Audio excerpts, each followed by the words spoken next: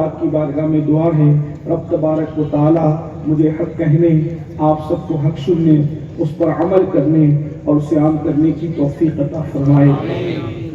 آپ نے مدرسے کی بنیاد کے بعد افتتاح کیا، تعلیم کا معاملہ ہے، تعلم کا معاملہ ہے۔ قرآن کتاب ہدایت ہے، قرآن رہنمائی کی کتاب ہے، قرآن برکات کی کتاب ہے، قرآن نزول رحمت کی کتاب ہے، قرآن نجات دلوانے والی کتاب ہے، قرآن سیدھا راستہ دکھانے والی کتاب ہے۔ لیکن قرآن مقدس میں پہلے ہی صفحے پر ہمیں یہ بتا دیا گیا کہ قرآن سب کو فائدہ نہیں پہنچاتا، بلکہ قرآن سے وہی لوگ ہدایت حاصل کرتے ہیں جن کے پاس تقویٰ موجود ہے۔ میں آج آپ کے سامنے اسی پر گفتگو کرنے کی سعادت حاصل کروں گا۔ اگر قرآن سے برکات لینا ہے تو تقویٰ ہونا ضروری ہے۔ بغیر تقوی کے قرآن مقدس سے نہ کسی کو برکات مل سکتی ہے، نہ ہدایات مل سکتی ہے۔ قرآن نے کہہ دیا ہدی للمتقین، یہ قرآن وہ ہے جو متقیوں کے لیے ہدایت ہے۔ پھر اس کے بعد آپ دیکھیں اللہ کے دوستوں کی پہچان آئی تو قرآن کہتا ہے ان اولیاءہ الا المتقون، اللہ کے جو دوست ہیں وہ متقی ہیں۔ الذین آمنوا وکانوا یتقون، اللہ کے ولی ایمان والے اور متقی ہوتے ہیں۔ اور اس کے بعد قرآن مقدس میں قیامت کے دن اللہ کس کا عمل قبول کرے گا یہ بھی یاد رکھنا۔ یہ جو لوگوں کو پاٹ پڑھا دیا گیا ہے کہ سب قبول ہے، جیسا چاہو کرو، سب قبول ہے، سب قبول ہے، اچھی طرح یاد رکھنا قرآن نے کنڈیشن لگائی ہے والعاقبۃ للمتقین، آخرت تو متقیوں کے لیے ہے۔ اندازہ فرمائے ہر جگہ تقوی کی بات ہے۔ اسی طریقے سے آپ دیکھتے چلے جائیں اللہ رب العزت نے کسی کے ساتھ ہونے کا بھی جو حکم دیا تو کیا فرمایا یا ایھا الذین آمنوا اتقوا اللہ وکونوا مع الصادقین۔ صدق جو ہے وہ صحبت صالحین سے پہلے ہمیں تقوی کی تعلیم دی گئی۔ اسی طریقے سے پورے قرآن کو اٹھائیں اللہ رب العزت نے جا بجا تقوی کے بارے میں ذکر فرمایا ہے۔ اور یہی یاد رکھنا جہاں تقوی ہوگا وہیں حقیقت میں نیکی ہوگی، اور جہاں تقوی نہیں ہوگا وہاں نیکی نہیں ہوگی، بلکہ جہاں اللہ ہو اکبر نیکی کر بھی لیا جائے اور تقوی نہ ہو تو اللہ تبارک و تعالی بغیر تقوی والوں کا کوئی عمل قبول بھی نہیں فرماتا، ان کے عمل کو اللہ رد فرما دیتا ہے۔ میرے پیارے آقا صلی اللہ علیہ وآلہ وسلم کے پیارے دیوانوں، تو تمام اعمال کی اساس تقوی ہے، اور تقوی کی اساس کیا ہے؟ اللہ کا خوف ہے، اللہ کی خشیت ہے۔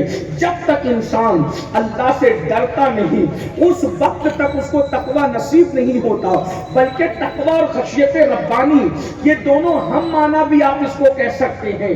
جہاں تقوی ہوگا وہیں پر خوف الہی ہوگا، اور جہاں پر خوف الہی ہوگا وہیں پر تقوی ہوگا۔ اور یہ بھی سن لیں جہاں تقوی وہاں خدا کا خوف، جہاں خدا کا خوف وہیں پر تقوی، اور جہاں خوف خدا اور تقوی ہوں گے وہیں پر ایمان ہوگا۔ اس لیے کہ ایمان کی نشانی یہی ہے، ایمان والے وہ ہیں جو اللہ سے ڈرتے ہیں، ایمان والے وہ ہیں جو خدا کی بارگاہ میں گر گراتے ہیں۔ اب آپ سے پوچھنا چاہتا ہوں اگر ہمارے دلوں میں اللہ کا خوف نہیں ہے، کہیں ایسا تو نہیں کہ معاذ اللہ ایمان کا طوطا اڑ چکا ہے؟ لوگ کہتے ہیں مولانا تقریر میرے دل پر اثر نہیں کرتی، کتنے مقرر کو سنتا ہوں، بلکہ میں سمجھتا ہوں پہلے لوگ جو ہیں جتنی تقریریں نہیں سنتے تھے اس سے زیادہ تقریریں آج سنی جا رہی ہے۔ مقرر بھی خوش ہیں، اتنے ویوز آ رہے ہیں، فلاں بھی خوش ہیں، اتنے لوگ مجھے دیکھ رہے ہیں، لیکن لوگ بدلتے نہیں، لوگوں کی زندگی پر اثر نہیں ہوتا، اس لیے کہ تقریروں کا اثر بھی قرآن کہتا ہے کس کے دل پہ ہوتا ہے۔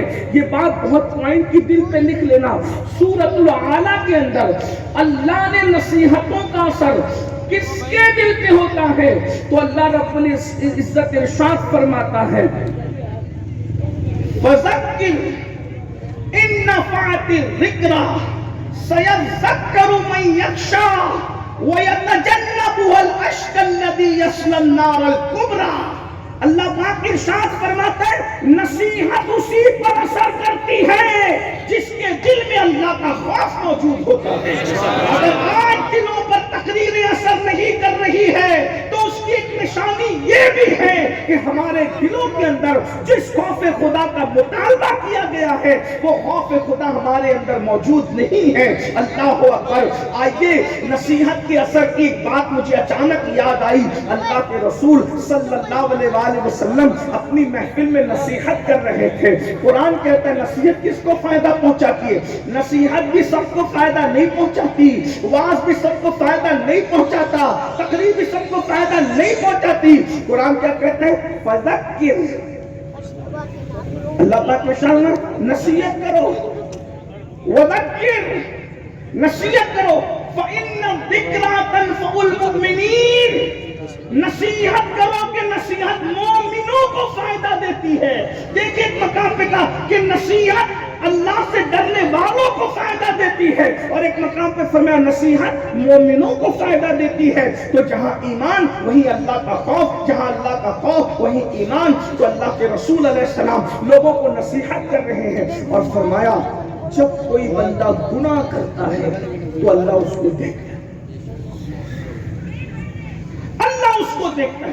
میں سمجھتا ہوں یہ بات اتنی بڑی ہے کہ اگر سچے مومنوں کے سامنے یہ بات بیان کر دی جائے اور وہ اس کو احساس کے ساتھ سن لے تو کلیجے پھٹ جائیں، کلیجے پھٹ جائیں۔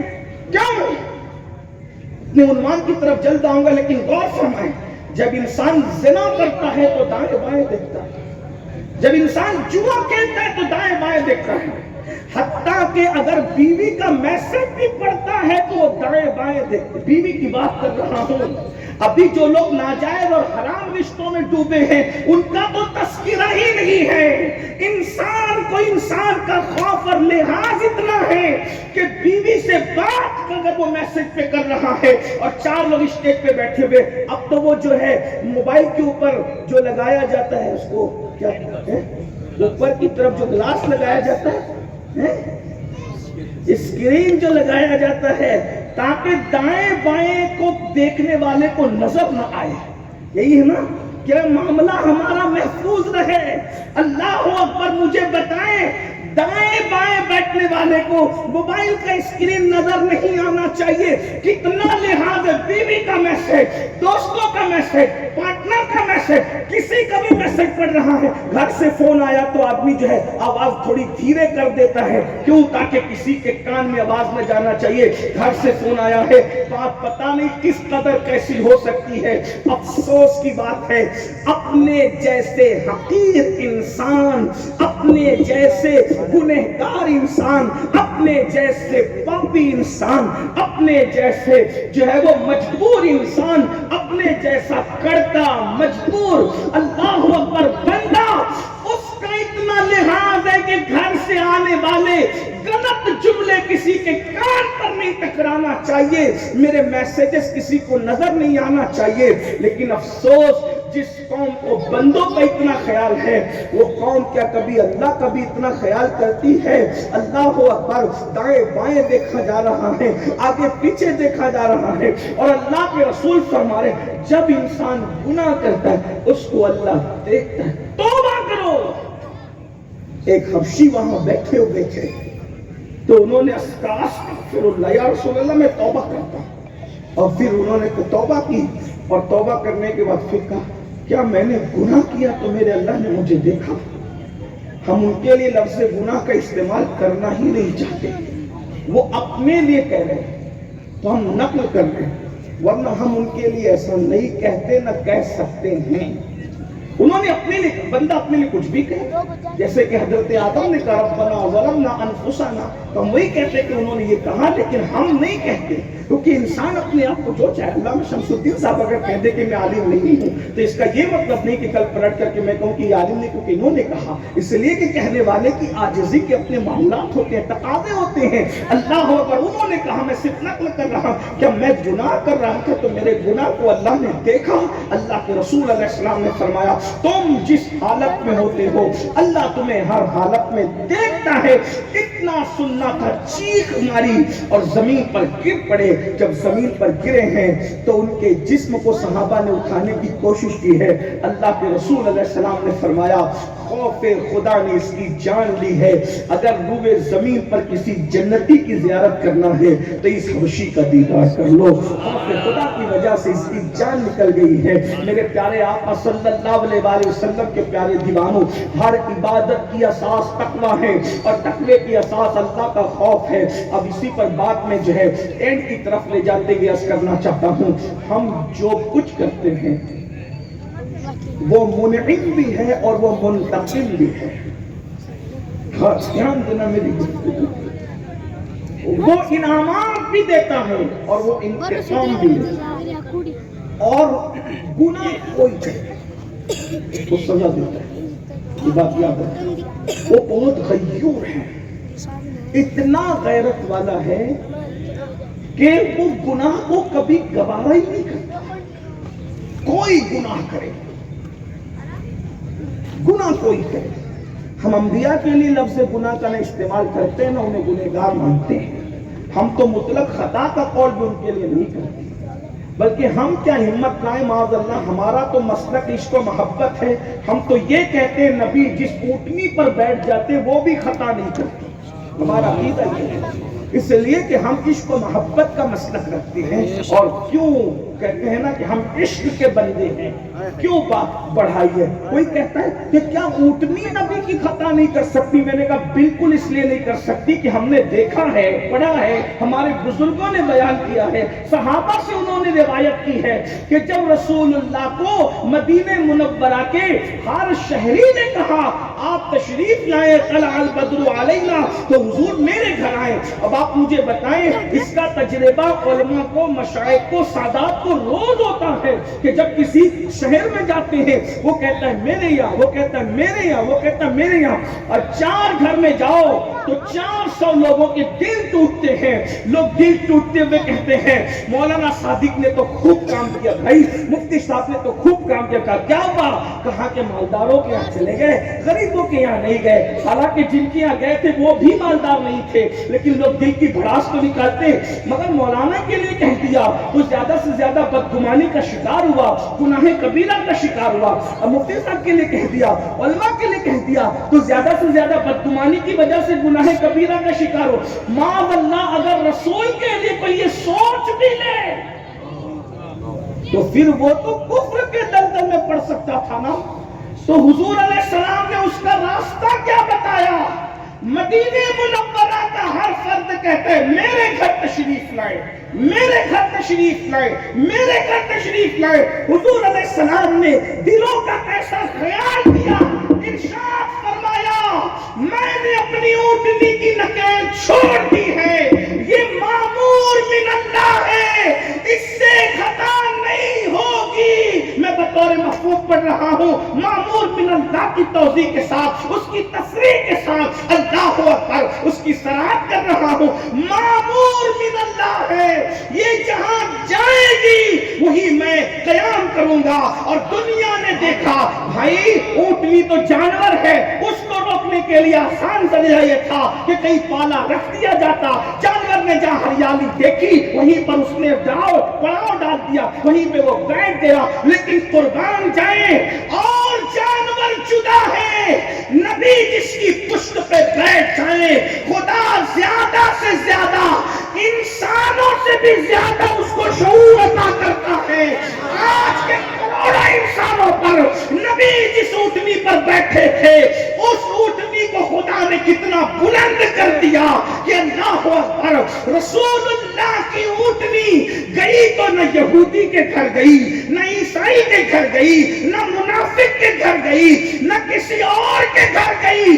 جو نبی کا گھر صدیوں پہلے تبا اول نے بنایا تھا.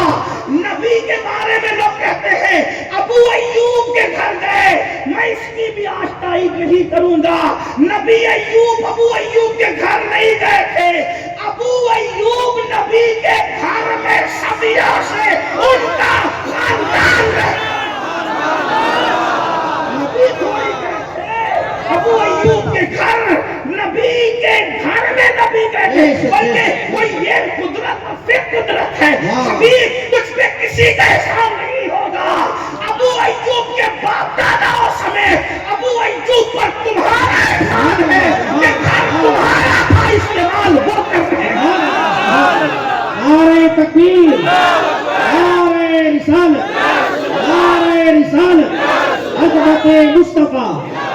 और उसकी पूरी तारीख है, उसका यहाँ मौका नहीं है, वरना मैं उन्वान से हट जाऊंगा। अंदाजा फरमाए, गौर फरमाए। और फिर एक बात ये भी कि हुजूर की अमानत भी अबू अय्यूब के पास मौजूद थी, और उठनी को क्या पता। लोग कहते अरे भाई इंसान को क्या पता, मैंने कहा उठनी को क्या पता। तो वो और लापता लोग हैं जिनके बेटे भी लापता होते हैं, जिनके नसब भी लापता होते हैं, जिनके हसब भी लापता होते हैं, जिनके अकीदे भी लापता होते हैं। जिसको नबी से निस्बत हो जाती है वो ना लापता होता है ना बेखबर होता है। आप मुझे अब यहाँ एक जुमला और ऐड कर दूं, हालात की रोशनी में, हालात के मौजूदा जो है वो मामलात में, कि लोग भौंकते हैं कि नबी की बीवी ऐसी थी। हमने कहा पागलो, जिस नबी की ऊँटनी का इंतखाब कुदरत इस अंदाज से करती है, चंद लम्हों के लिए जिसको सवारी बनाया, जब उसको इतना शऊर और पाकीज़गी अता की है, तो जिसके बिस्तर पे कुरान आया होगा वो आयशा सिद्दीक़ा की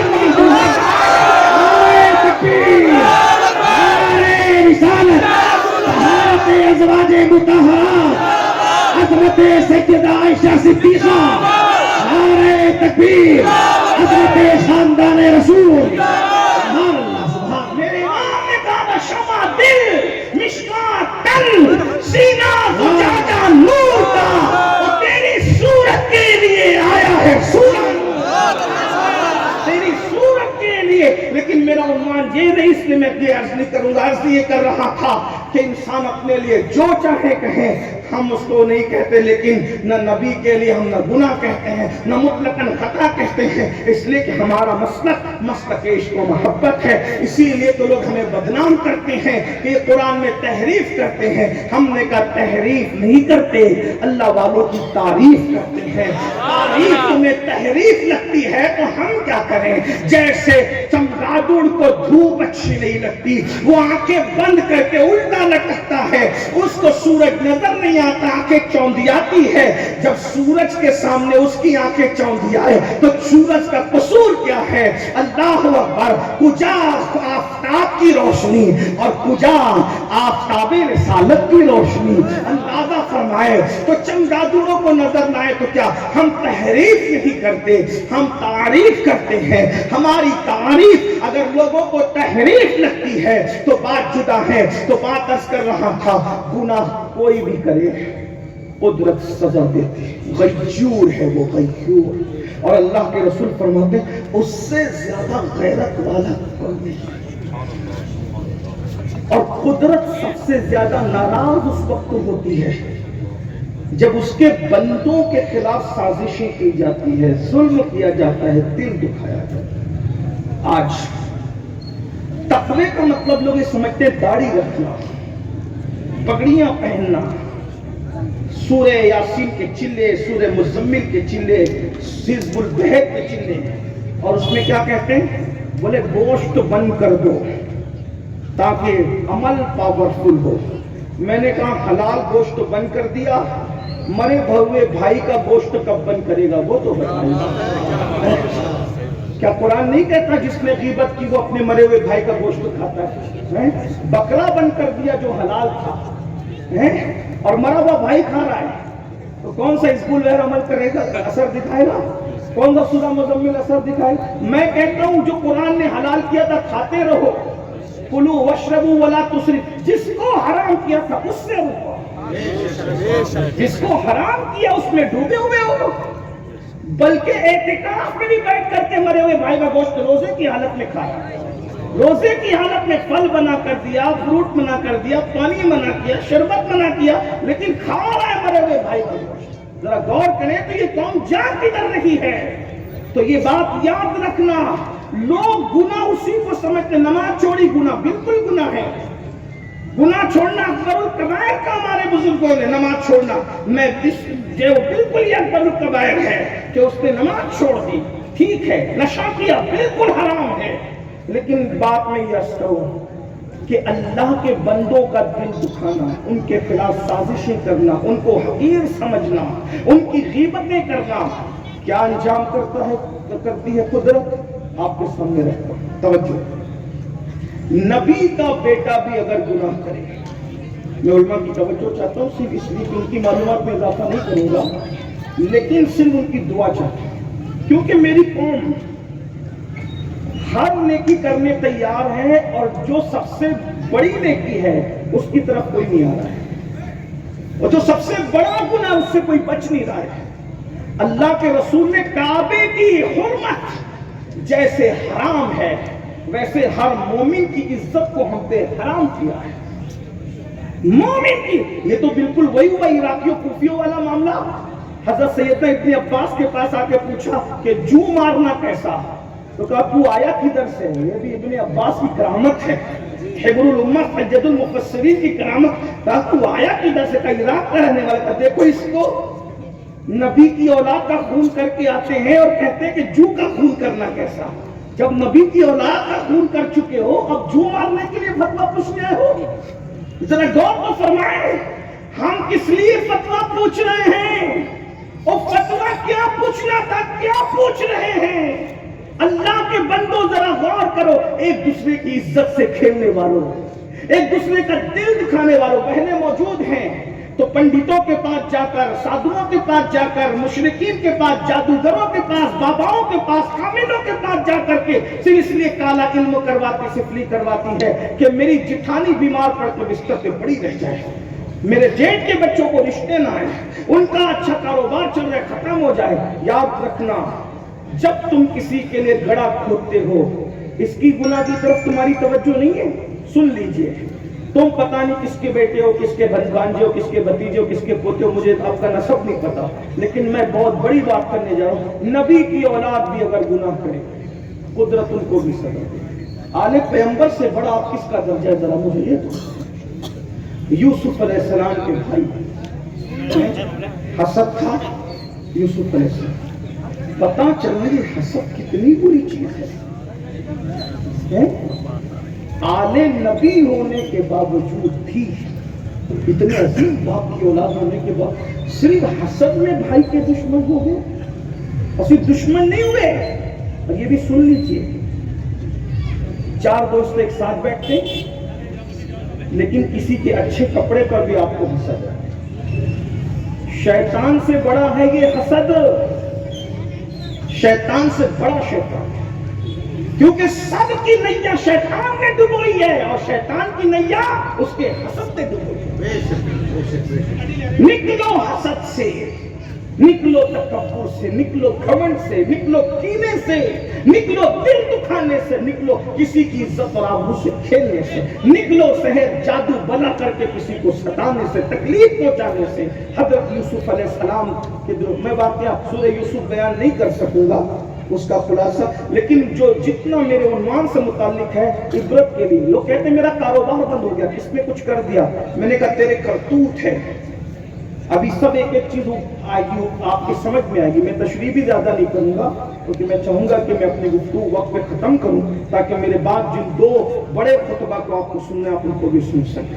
हजरत साहब ने फरमाया था, मुफ्ती साहब ने, कि मौसम इजाजत देगा तो तू बोल दे, बाकी हम देख लेंगे। तो मैं दुआ करूंगा कि अल्लाह करे मौसम भी आपको इजाजत दे और आपका ज़ौक़ भी आपको इजाजत दे, और हम गुफ्तगू इन हज़रात की सुन सकें। ध्यान से सुनना, हसद बहुत है। दोस्त आपस में एक दूसरे, मैं तो कोई आमिल बाबा नहीं हूँ, लेकिन और कुछ जानता भी नहीं, मुझे कोई दुआ ताबीज़ वगैरह की कुछ हुनर नहीं पता, लेकिन मैंने बड़ों से सुना है कि लोग कहते हैं ना हर तीसरे आदमी को शुगर है या चौथे आदमी को, तो बड़े कहते हैं आमिल लोग कि हर दूसरे आदमी पर लोगों ने जादू सेहत करने कोशिश की। और कितने गंदे लोग, लोगों का हसद यहां तक जाता है कि नबी पर तक जादू करने की कोशिश करते हैं। बाबा फरीद पे किया, सरकार महबूब इलाही पे की, ख्वाजा नसीर चिराग देहरी पे की, गरीब नवाब को तो बहुत कोशिशें की करने, لیکن ان پہ جو کرتے تھے وہ کلمہ نہیں پڑھتے. مجھے افسوس ہی ہے کہ تم کلمہ پڑھ کے کلمہ نہ پڑھنے والوں کے راستے پہ کیسے جاتے ہیں. بات صرف اتنی، احساس اتنا ہے، خیال اتنا ہے. اللہ سے ڈر نہیں لگتا لوگوں کو. اپنے بھائی باپ ایک ہیں، ماں الگ ہے. اپنے بھائی کے صرف اس لیے دشمن ہو گئے کہ بھائی نے ایک اچھا خواب دیکھا.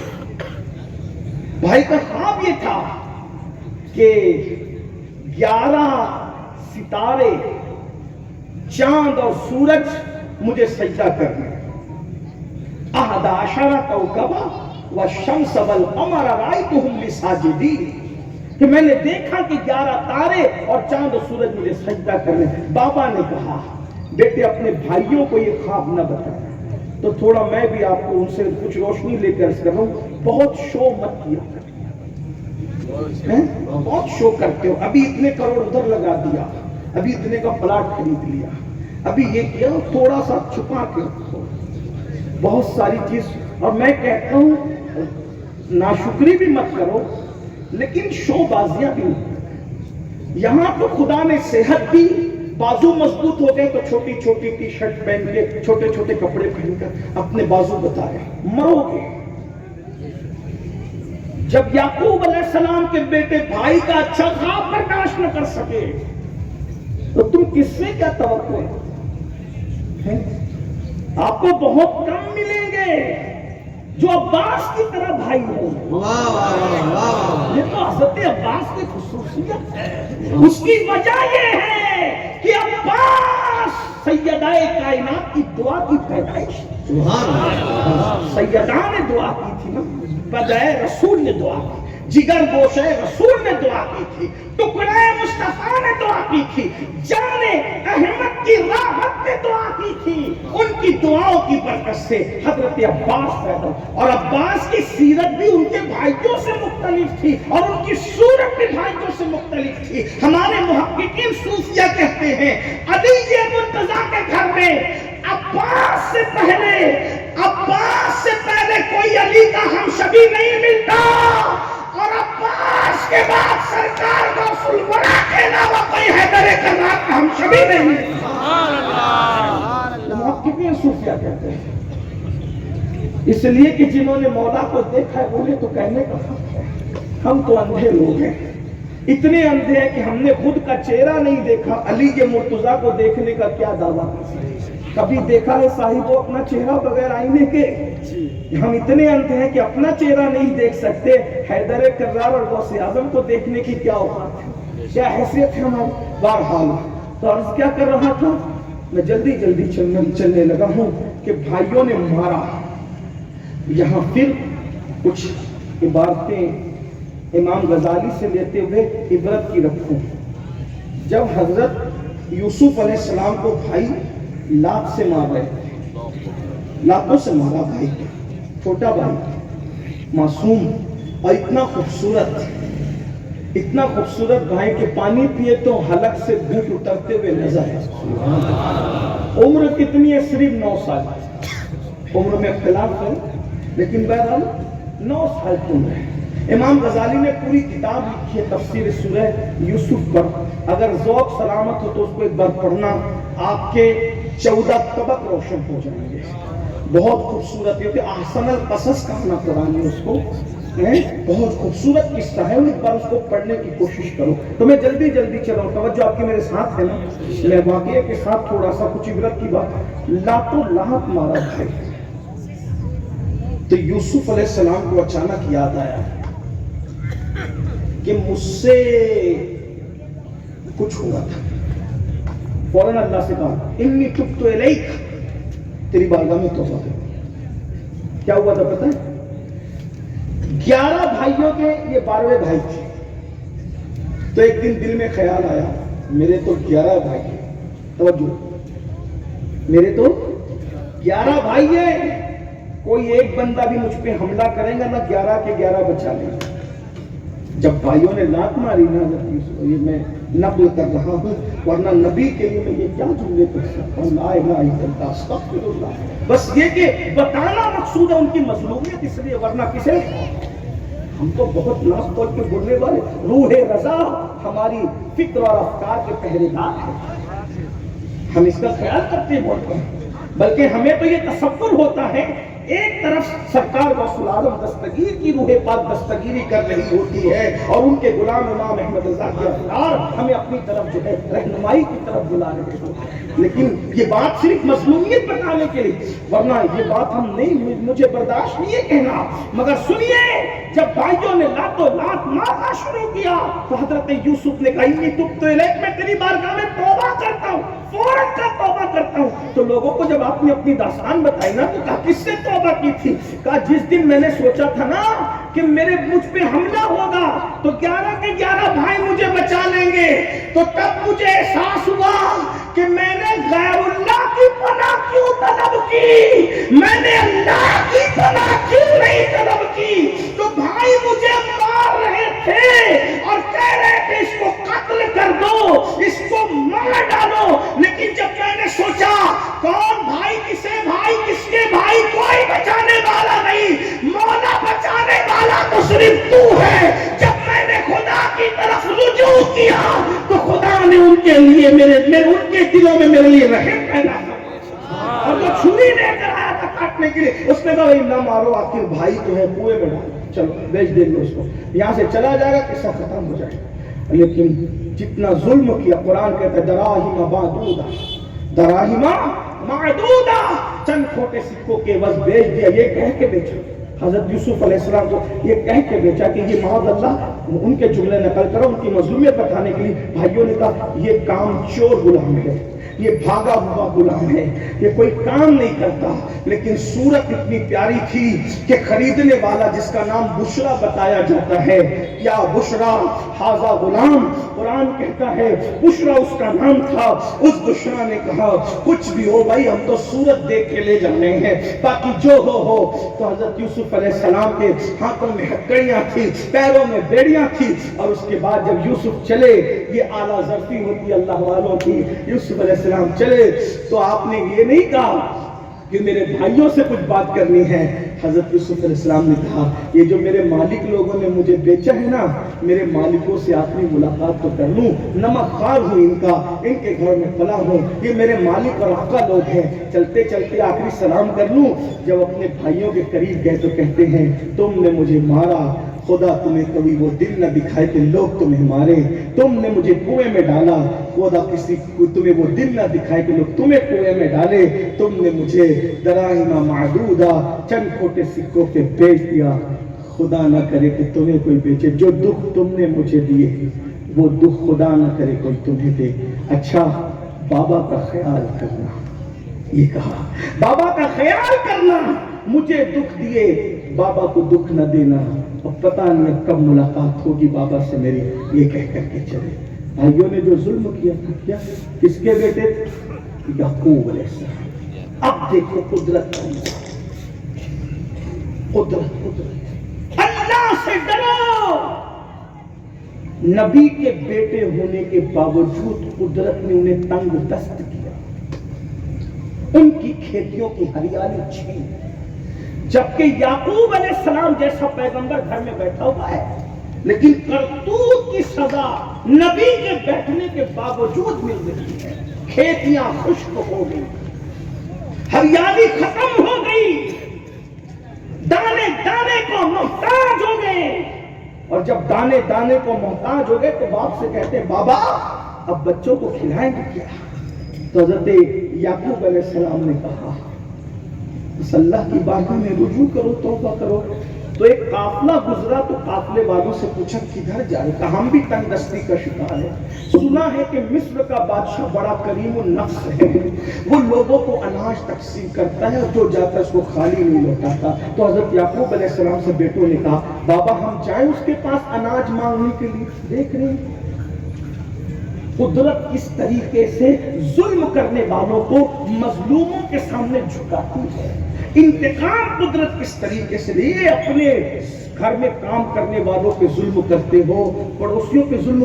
دولت کے نشے میں تو ہر آدمی الا ماشاءاللہ فرعونی سوچ کا مالک ہو گیا ہے، نمرودی سوچ کا مالک ہو گیا ہے، اور تم تو تم ہو الا माशाअल्लाह, जैसे तुम वैसे तुम्हारे हुक्मरां, जैसे तुम्हारे हुक्मरां वैसे तुम।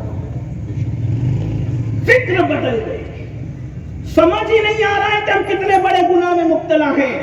अभी यही सोच रहे हैं कि नशा गुनाह है, जिना गुनाह है, ताश के पत्ते गुनाह, और ये सब कुछ गुनाह है, लेकिन किसी पे जुल्म करना उससे बड़ा गुनाह है। हैदर कर्रार मौलाए कायनात ने फरमाया था, खुदा काफिरों को तो मोहलत देता है मगर जालिमों को मोहलत नहीं देता। हम जालिम हो गए हैं, जालिम।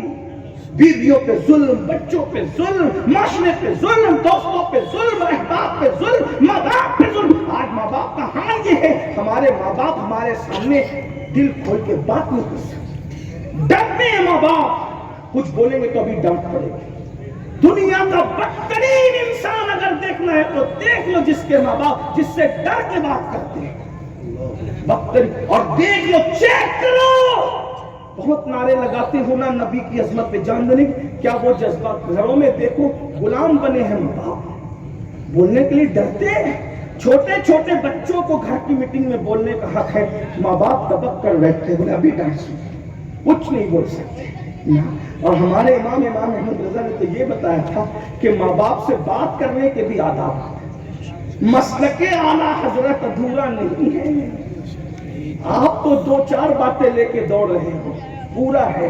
जैसे दीन मुकम्मल है, वैसे दीन की पूरी तशरीह का 14.5 या 1400 साल के निचोड़ को, मुकम्मल निचोड़ को मसलके आला हजरत कहते हैं। वहां गुस्ताखों की तकफीर भी है, वहां सुलह कुल्लियत की को तंबीह भी है, वहां फुस्साक और फुज्जार पर तहदीद भी है, वहां अहले इश्क पर रहमाउ बैनहुम का अंदाज भी है, वहां काफिरों पर अशिद्दा वल कुफ्फार किया जो है वो कलमे खूखार बर्फबार भी है, वहां पर वालिदैन के हुकूक भी हैं, वहां माँ बाप और बीवी बच्चों के साथ जिंदगी गुजारने की अमली नमूना, उसका अमली नमूना भी है। मैं दूसरी तीसरी बीवी करने के लिए कोई उसके खिलाफ हराम नाजायज का फतवा देने नहीं आया, लेकिन ये इमाम अहमद रजा की फिक्र देखिए। जब दूसरे हज पर गए, पहले हज पे तो अम्मी अब्बा के साथ गए थे, दूसरे हज पे बीवी और बच्चों के साथ, बीवी थी मौलाना हसन बरेली रहमतुल्लाह अलैह, और साथ थे हजरत मौलाना हामिद रजा साहब हुज्जतुल इस्लाम, या मौलाना मोहम्मद रजा साहब जो मजले भाई थे, जो हुजूर मुफ्ती आजम के सुसर भी होते, वो साथ थे, हुज्जतुल इस्लाम साथ थे, और भी खुदाम बहरहाल जो भी थे। उलमाए अरब इतना मुतासिर हुए आला हजरत से कि उन्होंने आला हजरत को सामने से पेशकश की कि अहमद रजा, तेरे इल्म तकवा ने हमें इतना मुतासिर किया कि हम चाहते हैं कि तुझे अपना दामाद बनाने का शरफ हासिल करें। जरा गौर कीजिएगा, तवज्जो फरमाएं, नाजायज हराम होने का कोई फतवा नहीं दे रहा हूं, लेकिन फिक्र रजा आपके सामने रखना चाहता हूं। किधर हो? फिक्र रजा के सबसे बड़े अमली बागी बनकर ठेकेदार बनते हो, मरना नहीं है तुम्हें, अल्लाह को तुम्हें मुंह नहीं दिखाना है। इमाम अहमद रजा को पेश कर, मैं कहां से पढ़ रहा हूं, अपने घर से नहीं पढ़ रहा हूं, महफूज उठा के दूसरा सफरनामा आला हजरत का खुद ही पढ़ लीजिए, उन्होंने बयान किया। मफहूम पेश कर रहा हूं, अल्फाज इधर उधर हो सकते हैं, मफहूम यही है। इमाम से हरमैन तय्यबैन के उलमा ने कहा, वो शरफा, वो सादात, वो बड़े बड़े आला नसब उलमा कहते हैं, अहमद रजा तूने दिल मोह लिया है, तुझसे रिश्ता करने को दिल चाहता है, रिश्ता जोड़ने को जी चाहता है, सामने से पेश करता है, अपनी बेटी तुम्हें देना चाहते हैं। जवाब, इतने मक्के के दामाद बनने का पेशकश है, दामाद है मक्कतुल मुकर्रमा की बस्ती में दामादी को लोग जूते बजा के आ जाते हैं, कोई पूछने वाला नहीं है, लोग आ जाते हैं जूते।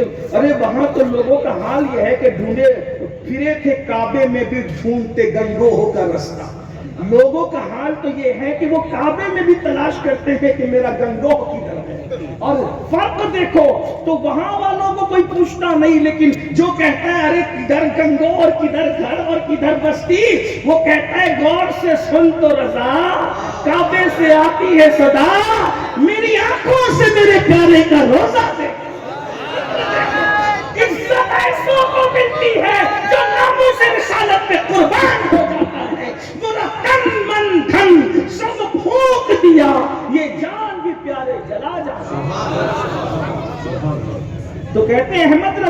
لیجیے اپنا داماد مالدار ہیں، حکومت جو در کی حکومت ہے وہاں بڑے بڑے ان کو وظیفے ملتے ہیں، وہ لوگ کہہ رہے ہیں داماد بنانا چاہتے ہیں، لیکن جواب کی نزاکت، نصافت اور ادبی اور جو ہے وہ اس کے اندر حکمت آمیز جو کئی دریا ایک ساتھ جو اس میں امٹ رہے ہیں اس کو دکھانا چاہتا ہوں۔ توجہ اہل علم کی توجہ کہ امام کا جواب کیا ہے۔ یہ نہیں کہا دوسری بیوی نہیں کروں گا، فرصت نہیں ہے، ٹائم نہیں ہے، 1200 سے زائد کتابیں لکھی، کچھ نہیں۔ انکار کی وجہ کتابیں لکھنا نہیں، انکار کی وجہ مصروفیت نہیں، 22 گھنٹے جاگ کر کام کرنے والا مصروفیت کا عذر نہیں پیش کر رہا ہے، پیش کر رہا ہے تو نظر کس پر ہے؟ توجہ کریں۔ کہتے ہیں حضور کی کنیز، حضور سے مراد میرے آقا ہے، حضور کی کنیز کو سفر مدینہ منورہ میں اپنے ساتھ لایا ہوں، اگر دوسرا نکاح کر لوں گا تو مبارک سفر میں حضور کی کنیز کا دل ٹوٹ جائے گا۔ غور فرمائیں، جب خود کی بیوی کے دل کا اتنا خیال کرتا ہو، اسے ماں باپ کے دل کا کتنا خیال کدھر ہو اپنے مسلک سے تو عملی پر زبانی طور پہ سب ساتھ ہو، فکر رضا کے عملی طور پہ فکر رضا سے ہٹ گئے ہو۔ ہر ایک کے گھر سے دھواں اٹھ رہا ہے، نہ بیوی خوش ہے، نہ ماں باپ خوش ہے، نہ پڑوسی خوش ہے، کوئی تم سے خوش نہیں ہے۔ ورنہ جس کی فکر یہ ہے کہ دوسرا نکاح یہ کہہ کے انکار کر دیا کہ حضور کی کنیز کا دل نہ ٹوٹا، پھر اگر نبی کی کنیز کا دل ٹوٹے گا تو میرے یار کا دل کو تکلیف، من آزا مسلمن فقط آزان۔ پھر کہہ رہا ہوں فتویٰ نہیں پر بول رہا ہوں کہ ناجائز اور عام، صرف یہ بتا رہا ہوں کہ جن کے رتبے ہیں ان کو سوا مشکل ہے۔ تو جو بیوی کی اتنا، اب بتائیں جب دوسرا نکاح اس لیے نہیں کر رہے ہیں کہ حضور کی کنیز کا دل ٹوٹے گا، تو تم تو 2 3 سے لگے رہتے ہو فون پہ، اللہ ماشاءاللہ۔ تمہیں نہیں کہہ رہا ہوں، تم تو بہت برے، اللہ مجھ سے زیادہ اللہ والے جو انٹرنیٹ پہ دور بیٹھ کے ادھر سنتے ہیں ان سے تو آپ نہیں، اب تو آپ ایسے ہوتے تو آپ جلسہ سننے کی بات ہے، لیکن ایک بات کہنے کی ہے کہ 2 3 سے لگے ہیں، فون پہ لگے ہیں، گھر پہنچنے کے بعد بیوی سے گفتگو نہیں ہے، اور اس کے بعد وہ کروٹیں بدل رہی ہے، ٹینشن میں رو رہی ہے، آنکھیں سجا رہی ہے، روتے روتے اگر وہ ماں بننے والی ہے تو اس کا بچہ ظاہر ہوتا ہوا سنا ہم نے، یہ سنا کہ ٹی بی کی مریضہ ہو گئی، یہ سنا کہ خودکشی کرنے پہ مجبور ہو گئی، یہ سنا کہ ٹرین کی پٹریوں میں کٹنے پہ مجبور، کبھی یہ احساس نہیں ہوا وہاں جائز کام اس لیے چھوڑا جا رہا، جائز کہ یار کا دل نہ دکھے، کیونکہ کنیز کا دل دکھے گا تو یار کو تکلیف ہوگی۔ تو کبھی سوچا یہ ناجائز کاموں سے کتنا دل دکھا رہے ہو، اور حضور کی کنیزوں کا دل دکھا رہے ہو، حضور کے غلاموں کا دل دکھا رہے ہو، تو حضور کا کتنا دل دکھ رہا ہوگا۔ تو بات سمجھتے ہوئے عرض کر رہا تھا، میرے امام نے کہا ماں باپ سے بھی بات کرنے کی آداب ہے، جب تک ان سے اجازت نہ لو بات شروع نہ کرو، اگر وہ اجازت دے تو ایسے بات کرو جیسے کوئی غلام اپنے آقا سے بات کرتے ہیں۔ تو مختصر کر کے بات ختم کریں، حضرت یوسف علیہ السلام کے بھائیوں کو قدرت نے بھوک مسلط کی، مجبور کیا، تنگ دست کیا۔ آپ سوچ سکتے ہیں جس گھر میں نبی ہو اس گھر میں تنگ دستی آ سکتی ہے، لیکن یہ لوگوں کی عبرت کے لیے۔ گھر میں یعقوب علیہ السلام جیسا باپ بیٹھا ہوا ہے، اس سے بڑا تعویذ اور کوئی ہو سکتا ہے؟ نبی کو سمجھا کیا ہے؟ جہاں ولی ہے وہاں برکت ہے، جہاں عالم ربانی وہاں برکت ہے، بولو بھائی۔ لیکن یہاں عبرت کے لیے کہ کتنا بڑا گناہ ہے کسی کو ستانا، کسی کو۔ آج کل تو لڑکے ایسا کرتے، ستانا وتانا تو اپنی جگہ، شادی کا لالچ دے کے لڑکیوں سے تعلق جوڑتے ہیں، زنا کرتے ہیں، بار بار لطف اندوز ہوتے ہیں، اور بعد میں منہ اٹھا کر کے پھر اس طرف کبھی رخ بھی نہیں کرتے، اس کی زندگی برباد کرتے، زندگی تباہ۔ کچھ تو ایسے پاپی ہیں کہ سب کچھ کرنے کے بعد بچی کو قتل کر دیتے ہیں، اس کی جان لے لیتے ہیں۔ یاد رکھنا، قدرت قدرت ہے، قدرت انتقام، وہ منعم بھی ہے اور منتقم بھی ہے۔ اللہ سے ڈرو، اللہ کا خوف کرو۔ حضرت یوسف علیہ السلام کے بھائی مجبور ہو کر حضرت یوسف علیہ السلام کے پاس پہنچے، لیکن یوسف علیہ السلام جب گھر سے جدا ہوئے تھے تو 9 سال کی عمر تھی، اور اب یوسف علیہ السلام चाहे वो बच्चों के बाप बन चुके थे, आपके बेटों को उन्होंने देखा तो वो बेटे भी उनमें से कुछ हमशबीह यूसुफ थे। ये लोग हजरत यूसुफ अलैहिस्सलाम को पहचान न सके, लेकिन यूसुफ अलैहिस्सलाम ने उनको पहचान लिया। अब आप सोचेंगे कि यूसुफ अलैहिस्सलाम को क्यों नहीं पहचाना? याद रखना, इसलिए कि उस वक्त तो कुदरत की मर्जी ये थी कि अभी राज न खुलने पाए ताकि अहसनुल क़सस मुकम्मल हो जाए। अल्लाहु अकबर। तो कुदरत ने हुस्न यूसुफ को उनकी नजर से ओझल कर दिया। बस अब बात इतनी कह के आगे बढ़ जाऊं, जब कुदरत किसी हिकमत के तहत हुस्न यूसुफ को भाइयों से छुपा लेती है, तो किसी हिकमत के तहत अगर हकीकत मुस्तफा को उम्मत से छुपा लिया गया है तो इसमें ताज्जुब की क्या बात है? अल्लाहु अकबर। अगर वो हकीकत मुस्तफा जाहिर हो जाती तो फिर न तुम होते, न हम होते, न ये जहान होता, न ये आसमान होता। बहरहाल अल्लाहु अकबर। और फिर भाई मजबूर होकर हजरत यूसुफ अलैहिस्सलाम के सामने खड़े थे और फिर वो कहते हैं कि हम पैगंबर की औलाद हैं, मजबूर होकर आए हैं, परेशान होकर आए हैं, तंग दस्त होकर आए हैं। हमारे बाप की आंखें भाई की मोहब्बत में रोते रोते सफेद हो गई है, हमारे बाप का सर सफेद हो गया, हमारे बाप की दाढ़ी सफेद हो गई। वो रोते ही है, रोते ही है, रोते ही है। हजरत यूसुफ अलैहिस्सलाम ने पहचाना, मगर पहचान कर इंतकाम नहीं लिया बल्कि उनको अता किया। अर्ज करने का मकसद ये है, आदमी मजबूर क्यों होता है?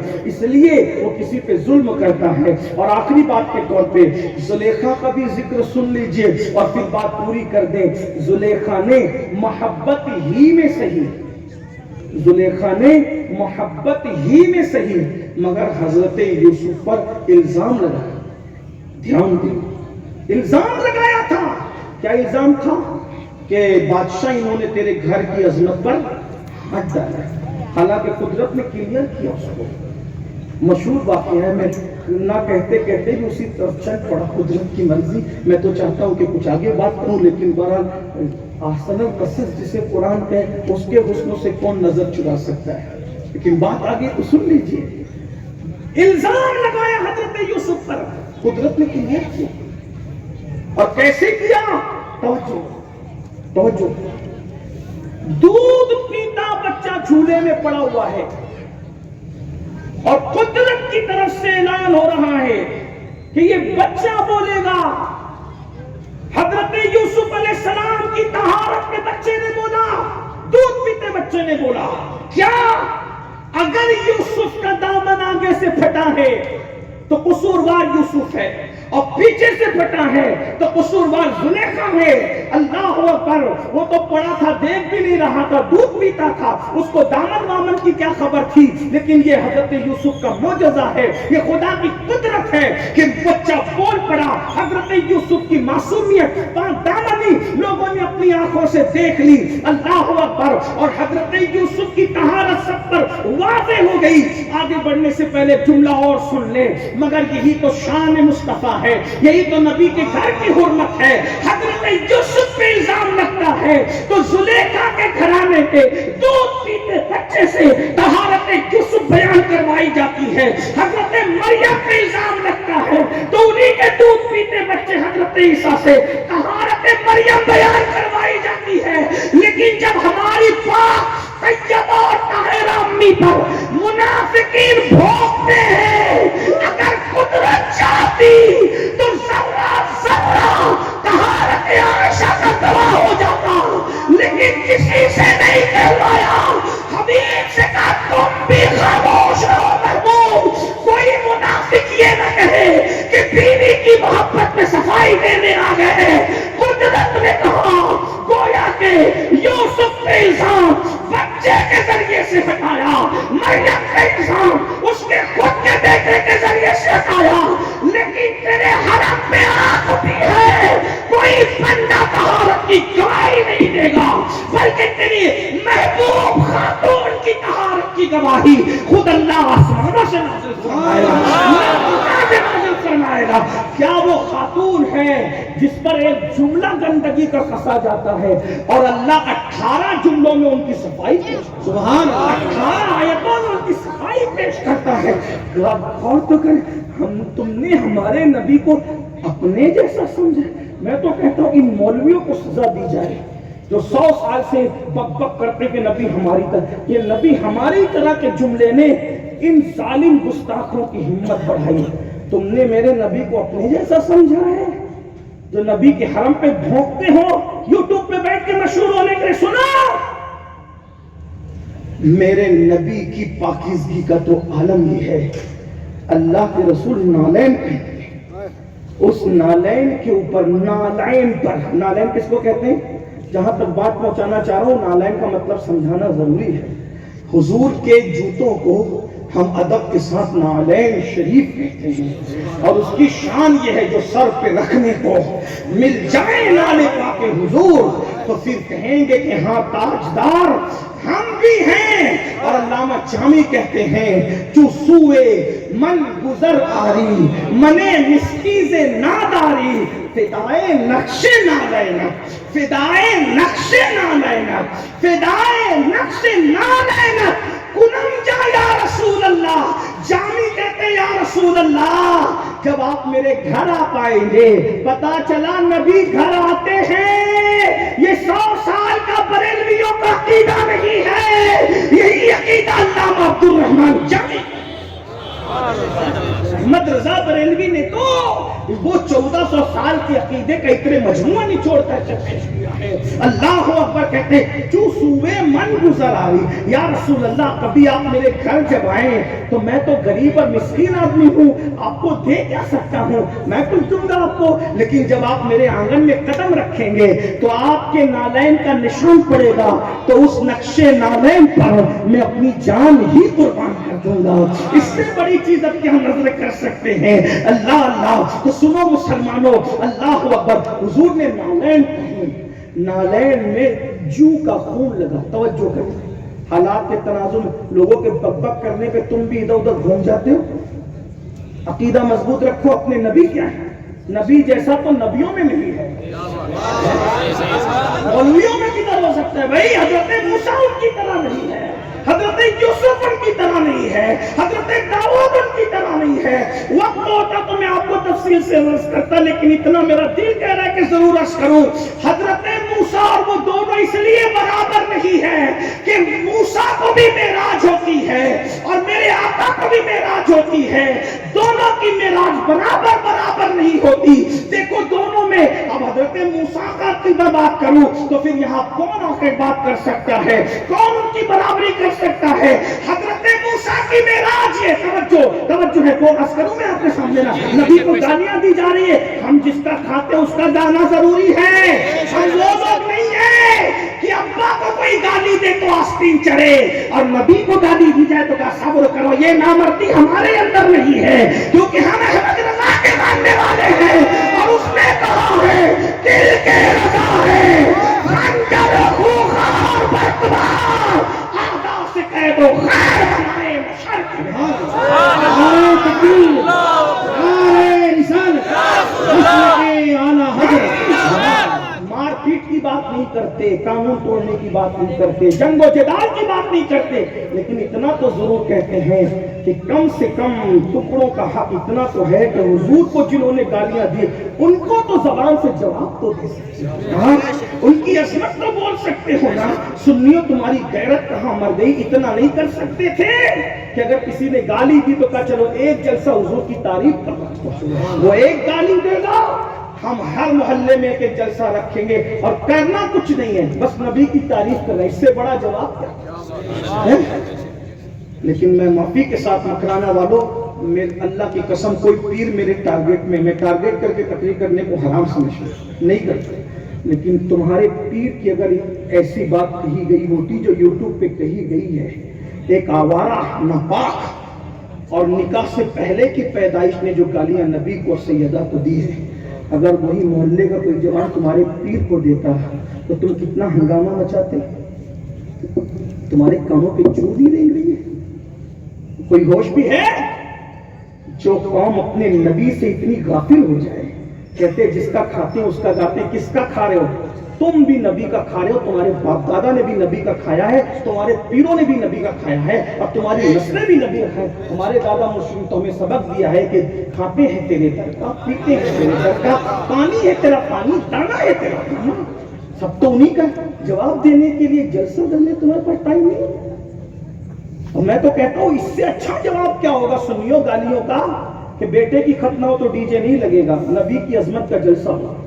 ہم کسی کو پینٹنگ نہیں کریں گے, اپنے نبی کی شوق پہ, اس لیے کہ اس سے بڑا جواب کیا. جب نبی کو گالیاں دی گئی نا مکے میں مدینہ منورہ میں, تو حضور نے یہی کہا یہ مجھے گالیاں دیتے ہیں جواب دو, مار پیٹ مت کرو, زبان سے اعتراض, زبان سے جواب دو. ایک شخص نے ہمت کر ظالم نے کہا کہ ہم شاعری میں نبی کے خلاف بکواس کریں گے. تو جب اس نے شاعری میں بکواس کی تو نعت کا سلسلہ اس امت میں اسی طرح شروع ہوا کہ حضور نے فرمایا وہ شاعری کا ناجائز استعمال کرتے ہیں, تم لوگوں میں کوئی شاعر نہیں ہے جو میری طرف سے ان کو جواب دے. تو ایک صاحب کھڑے ہوئے, یہ بھی سن لیں. کچھ لوگ کہتے ہیں بہت کرارا بولتا ہے, بہت چلا کے بولتا ہے, بہت الف جملے بولتا ہے. میں نے کہا نادانوں, جہاں عشق ہوتا ہے وہاں شدت ہوتی ہے. والذین آمنوا اشد حبا للہ, اللہ جب حب کی بات کرتا ہے تو وہ بھی اشدو کہتا ہے. اشدو ہونا چاہیے عشق میں, جہاں عشق میں اشدو نہیں ہے وہاں نامردی ہے. تو آپ کہتے ہیں بہت کڑک بولتے ہیں یہ لوگ, ایسا کرتے. میں نے کہا کسی سے عشق کیا ہوتا تو احساس ہوتا کہ عاشق کتنا غیرت مند ہوتا ہے. تو جب ایک صاحب کھڑے ہوئے اور کھڑے ہو کر کے انہوں نے نرم نرم جواب دیا تو حضور نے کہا تو بڑا نرم نرم بولتا, تو کیسے؟ اس کا مطلب نبی کے دشمنوں کو سخت بولنا یہ رحمت للعالمین کی پھر بات کیا ہوگی بھائی؟ تم آپا کی طرح بولتے رہو, یہ سنے کلیت نہیں چلے گی.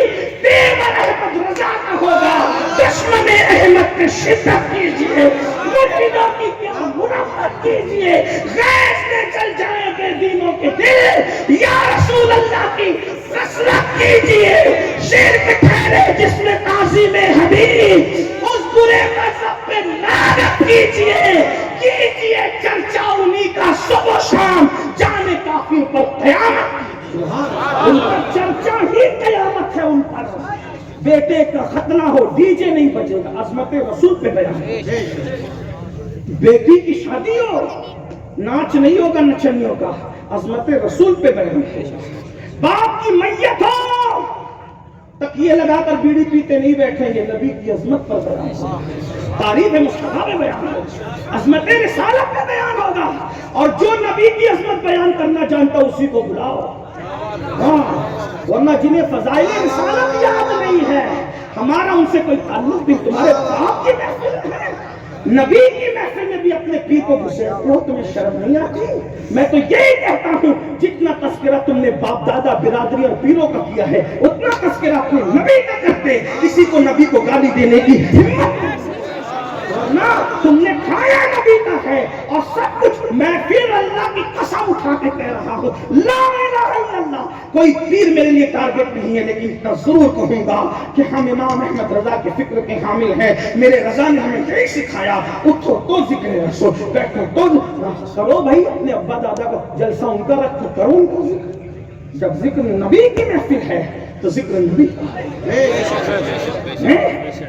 کہنے مولانا جوہر نے کہا تھا نا کہ دنیا میں احترام کے قابل ہیں جتنے لوگ, میں سب کو مانتا ہوں, منکر نہیں ہوں, میں سب کو مانتا ہوں, مگر مصطفیٰ کے بعد سب کو مانتا ہوں, سب کو مانتا ہوں. پڑیا نہ باندھنا میرے جانے کے بعد, میں سب کو مانتا ہوں مگر مصطفیٰ کے بعد. سب سے پہلے حضور ہیں, سب سے پہلے حضور کا ذکر ہوگا, سب سے پہلے ان کے ڈنکے بجیں گے. اور پھر کس طرح جب ایک صاحب کو بٹھا دیا تھا, تم بیٹھو تم تھوڑا نرم بات کرو, تو پھر کھڑے ہو گئے کون؟ حسان بن ثابت. سبحان اللہ, آپ نے کہا اس کا مطلب سمجھے, لیکن حسان کے نام پر جتنی شدت سے سبحان اللہ آنا چاہیے پھر وہ آنا چاہیے خراج عقیدت کے لیے. کس کا نام ہے؟ حسان بن ثابت. 1,24,000 صحابہ, سب کے نام بھی نہیں پتا, لیکن کچھ ایسے ہیں کہ جن کے نام کے بلا مبالغہ لاکھوں مسلمانوں نے نام رکھے ہوئے ہیں, ان میں ایک حسان بھی ہے. کس وجہ سے یہ حسان ہے؟ پھر حسان بن ثابت نے جو جواب دیا ہے پڑھیے ان کے قصائد، لیکن جو تعریف کی ہے وہ 4 مصرے بار بار پڑھے جاتے ہیں۔ وَأَحْسَنُ مِنْكَ لَمْ تَرَ قَطُّ عَيْنِي۔ وہ یہ جواب آیا تھا، یہ جواب آیا تھا جب حضور پہ عیب لگائے گئے تو یہ عیب کا جواب تھا۔ کیا تھا سنیے، وَأَحْسَنُ مِنْكَ لَمْ تَرَ قَطُّ عَيْنِي۔ اگر آپ تھک گئے تو میں اس کے آگے کا مصرع نہیں پڑھ سکتا، لیکن اگر آپ نہیں تھکے ہیں، وَأَحْسَنُ مِنْكَ لَمْ تَرَ قَطُّ عَيْنِي وَأَجْمَلُ مِنْكَ لَمْ تَلِدِ النِّسَاءُ خُلِقْتَ مُبَرَّأً مِنْ كُلِّ عَيْبٍ كَأَنَّكَ قَدْ خُلِقْتَ كَمَا تَشَاءُ۔ حضور آپ جیسا میری آنکھوں نے حسن والا نہیں دیکھا۔ ارے آنکھیں کیا دیکھتی، آپ جیسا حسن والا کسی ماں نے پیدا ہی نہیں کیا۔ عمر سے ظالم نے عیب لگائے تھے، کہا اللہ نے آپ کو ہر عیب سے پاک پیدا کیا اور آپ جیسا بننا چاہتے تھے، جیسا بننا چاہتے تھے۔ سہارنپور کی توحید پر تو بجلیاں گرا دی، 1400 سال پہلے گرائی۔ کیا کہا، آپ جیسا بننا غور کریں۔ نہیں میں اس پہ بات کر سکتا ہوں تو میں کر لوں بات۔ اگر آپ جیسا بننا، آپ جیسا بننا، آپ جیسا بننا چاہتے تھے، آپ جیسا بننا چاہتے تھے، آپ جیسا بننا چاہتے تھے، بننے سے پہلے کس کی چاہت ہوتی ہے؟ نہیں سمجھے، جملہ زائد کیا آپ نے، نہیں کوئی بات نہیں۔ بننے سے پہلے پوچھو علامہ سے، پوچھو مولانا سے، پوچھو امام الخطبہ سے، ہے بننے سے پہلے کی کچھ روداد یاد؟ بننے سے پہلے کیا تھے پتہ ہے؟ کچھ معلوم ہے؟ حسان بن ثابت کا عقیدہ ہے آپ جیسا بننا چاہتے تھے، یعنی جب آپ بنے نہیں تھے تو آپ کو پوچھ کے بنایا کہ تمہیں بناؤں کیسے۔ بننے سے پہلے جس سے محبوبانہ مشورہ کیا جائے کہ تمہیں بناؤں کیسے، جیسا گن حلق کانکا کی قید ہے، یہی حسن ہے حضرت حسان کی توحید۔ کانکا کی قید ہے، حسان توحید رسالت بیان کر رہے ہیں، لیکن کان نکا کے ساتھ اس سے بتا رہے ہیں کہ نعت بیان کرنا تلوار کی دھار پہ چلنے کے بعد نہیں، اسی لیے تو کان نکا کہا نا۔ جن کی نظر کان نکا پہ نہیں ہے تو ان کو اینکا لگانا پڑتا ہے۔ کان نکا کہا، گویا آپ جیسا بننا چاہتے تھے تو کیسا۔ اور ایک بات بتاؤں، جو بنا نہیں اس کو یہ معلوم کیسے ہوا؟ بھائی جو جتنا جس کا بچپنا ہوتا ہے، یا یوں کہنے توجہ بہت باریک بات آ جائے، علماء دعا دیں گے، اگر صحیح کہہ رہا ہوں اور غلطی کروں تو فوراً ٹوک دیں گے، چٹھی دے دینا، زبان سے نہیں ٹوکنا، ڈسٹرب نہیں کرنا۔ غور کریں، جو بچپنے کے جتنا قریب ہوتا ہے وہ اتنا لاشعور ہوتا ہے، اور جیسے جیسے پیدائش سے قریب ہوتا جائے گا لاشعوری بڑھتی جائے گی، حتیٰ کہ پیٹ میں آئے گا تو مکمل لاشعور ہو جائے گا۔ پیٹ سے اور اس کی نیچے کی حالت آئے گی 9 سے 8، 8 سے 7، 7 سے 6، جیسے جیسے وہ کو زوال ہوگا تو پھر قرآن کہتا ہے کیف تکفرون باللہ کنتم امواتا، اس کی طرف اشارہ، اللہ کا انکار کیوں کرتے ہو، تم پہلے مردہ نہ تھے؟ اور ایک مقام پہ کیا فرمایا کہ تم پیدا ہونے سے پہلے شیء مذکور نہیں تھے، یعنی تمہاری اوقات اتنی بھی نہیں تھی کہ تمہارا ذکر کیا جائے۔ توجہ کرنا، بات بہت باریک، عظمت رسالت کی اسی لیے باریک کیونکہ سر پہ سے جا سکتی ہے، لیکن دھیان دو گے نا عشق سے سمجھ میں آئے گا۔ جو بندہ پیدا ہونے سے پہلے لاشعور ہے، جاہل ہے، ان پڑھ ہے، اور اس کو کچھ شعور نہیں ہے، حتیٰ کہ قرآن نے اس کو کنتم امواتا کہہ کے مردہ کہہ دیا، اور پھر قرآن نے کہا کہ تم پیدا ہونے سے پہلے تذکرے کے بھی قابل نہ تھے۔ یہ اور لوگ ہیں جو تذکرے کے قابل نہ تھے، لیکن نبی کو بنانے سے پہلے پوچھا جا رہا تھا بناؤ کیسے، لیکن بناؤ کیسے یہ تو پوچھنے والے نے پوچھا ہوگا، لیکن جواب دینے والا اتنا شعور بھی تو چاہیے نا کہ ایسا بنا لے جو مجھے دیکھ لے پھر وہ تجھے دیکھ لے۔ اتنا شعور کسی کے پاس تو چاہیے نا. تو جس کے پاس بننے سے پہلے اتنا شعور ہو کہ جو یہ کہہ رہا ہو کہ مجھے اپنے جلووں کا آئینہ بنا لے، جب بننے سے پہلے کے شعور کا یہ عالم ہے تو ظہور رسالت کے بعد کے شعور کا عالم. نعرہ تکبیر، نعرہ رسالت، عظمت و شان مصطفیٰ. ان کے شعور کو کوئی جو بننے سے پہلے اتنا شعور. اور میرے امام نے بتایا بھی، کہتے گود میں عالم شباب. میں ہٹوں گا نہیں، گود میں عالم شباب.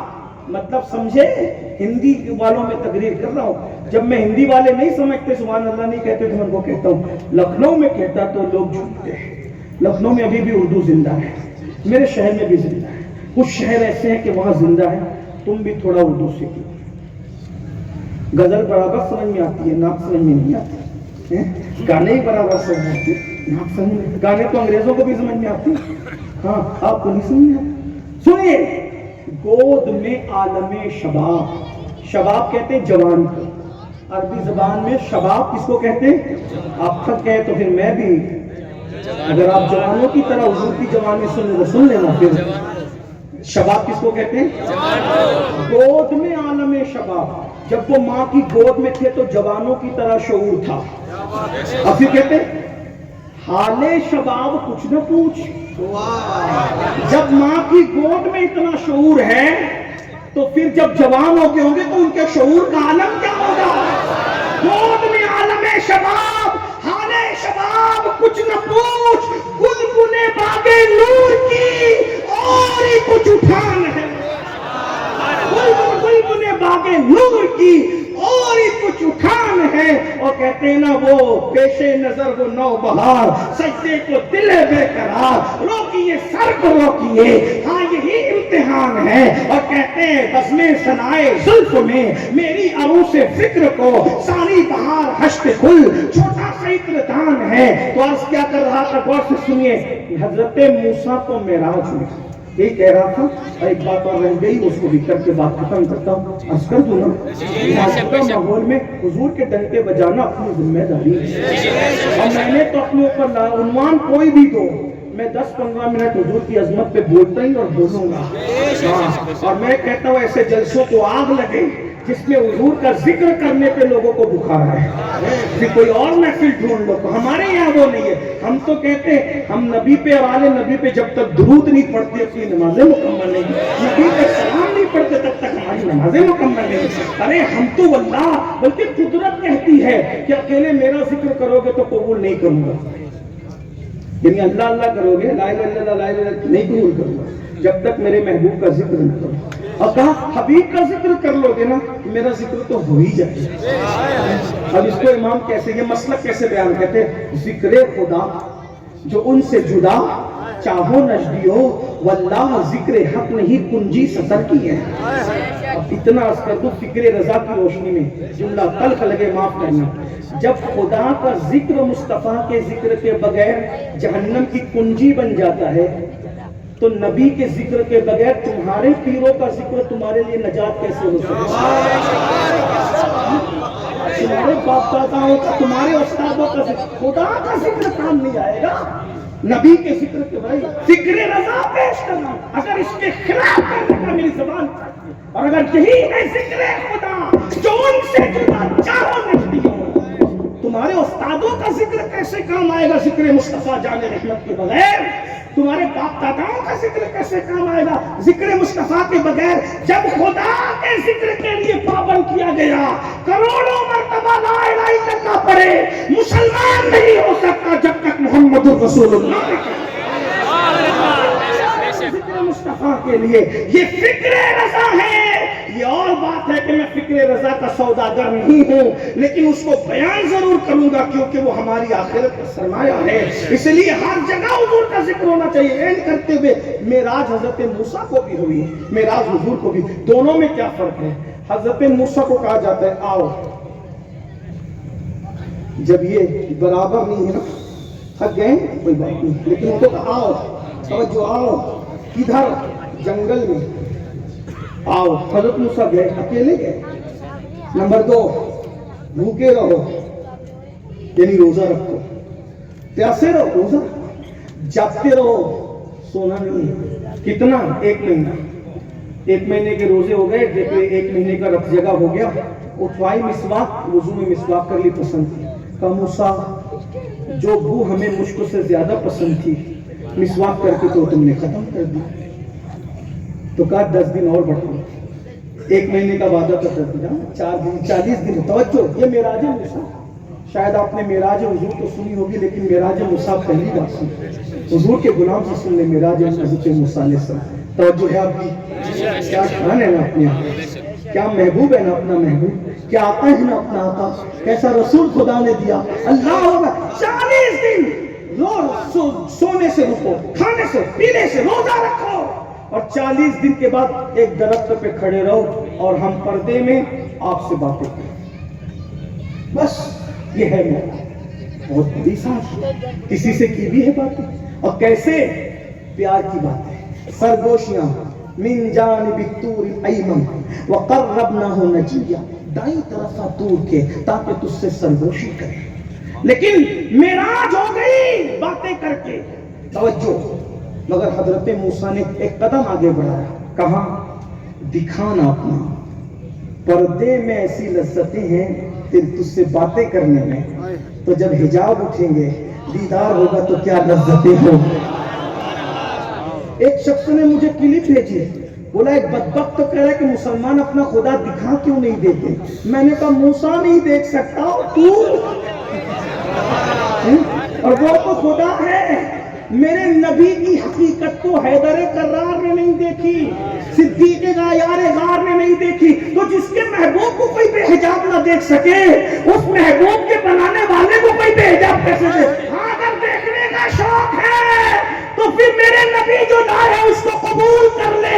इधर आके बंद होगी, उधर यार का दीदार नसीब होगा। देखना है तो फिर आ जाओ हमारे साथ, कितनी है दिखा देंगे आपको बस, लेकिन कीमत बड़ी महंगी है उसको देखने के लिए जान देनी पड़ती है। और मेरे इमाम कहते जान दे दो वादे दीदार, जान दे दो वादे दीदार पर नक़्द अपना दाम हो ही जाए। बहरहाल 40 दिन के बाद कहते रब्बी अरनी अंजुर इलैक, तुझे देखना चाहता। मेराज है, जवाब आता है लन तरानी, आप नहीं देख सकते। बात खत्म। 9 बार का ये हजरत मूसा की मेराज है। तवज्जो, और मेरे आका की मेराज जंगल में नहीं, आ जाओ नहीं ना, सुभान अल्लाह। मैं हजरत मूसा अलैहिस्सलाम के लिए नहीं कह रहा हूँ, लेकिन मेहमान होता है। अल्लामा शमसुद्दीन हजरत में मकराना आ गया, ठीक है हजरत तशरीफ ले आए, जामा मस्जिद का मेहमान आ जाए मस्जिद पर। मेहमान इकराम बुला लिया ना, इकराम है, बड़ा इकराम। मिलाने के लिए नहीं कह रहा हूँ, समझाने के लिए कह रहा हूँ।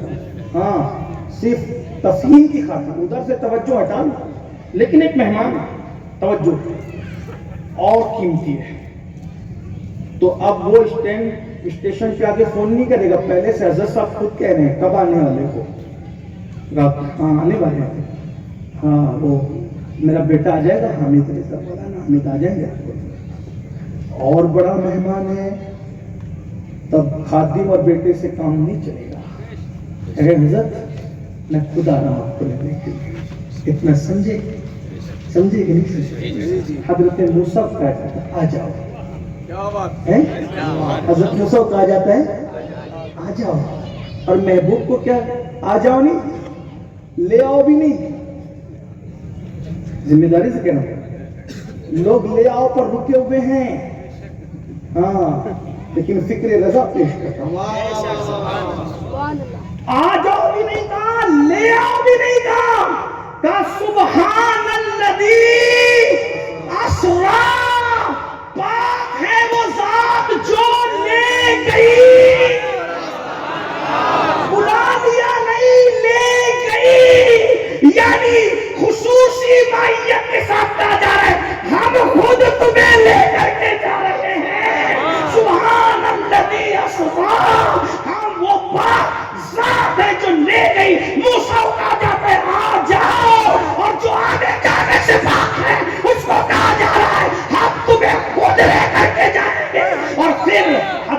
موسیٰ کو جنگل میں بلایا جاتا ہے، روزہ رکھوائے جاتے ہیں، اور یہاں جنگل میں نہیں بلایا جاتا، آسمانوں پہ بلایا جاتا ہے اور کھاتے پیتے بلایا جاتا ہے۔ کیوں؟ وہ کہتے ہیں دن میں کیوں معراج نہیں ہوئی؟ میں نے کہا دن میں روزے رکھتے تھے، تو ایک حکمت یہ بھی کہ رات کو آئیے تاکہ کھلائیں گے پلائیں گے، دودھ پیش کریں گے، شہد پیش کریں گے، شراب پیش کریں گے، پانی پیش کریں گے، پھر آپ نے دودھ کو قبول فرمایا۔ تفصیل ہے، میں ابھی معراجی بیان نہ کرنے لگوں تو تفصیل لمبی ہو جائے گی۔ اس کے بعد آ جاؤ، ادھر سواری بھیجی جا رہی ہے جنت کی، آ جاؤ ادھر سردار ملائکہ جبریل کو 70,000 فرشتوں کے ساتھ بھیجا جا رہا ہے، آ جاؤ، پھر امامہ سر پہ سجایا جا رہا ہے۔ اللہ اور ہمارے بزرگوں نے کہا حضرت آدم کی پیدائش سے ہزاروں سال پہلے امامہ فرشتوں نے بنا تھا جو میرے نبی کے سر معراج پہ باندھا گیا تھا۔ آپ کیا سمجھ رہے ہیں؟ اور پھر اس کے بعد حضور چلتے ہیں، اور پھر آ جاؤ نہیں، مسجد سے نکلو، حرام سے اقصی تک آنا ہے، نبیوں کی امامت کرنا ہے، پہلے آسمان، دوسرے آسمان، تیسرا آسمان، چوتھا آسمان، پانچواں آسمان، چھٹا آسمان، ساتواں آسمان، عرش پر پیر رکھنا، ادھر طور ادھر عرش، اور سوا عرش نہیں پھر لامکان۔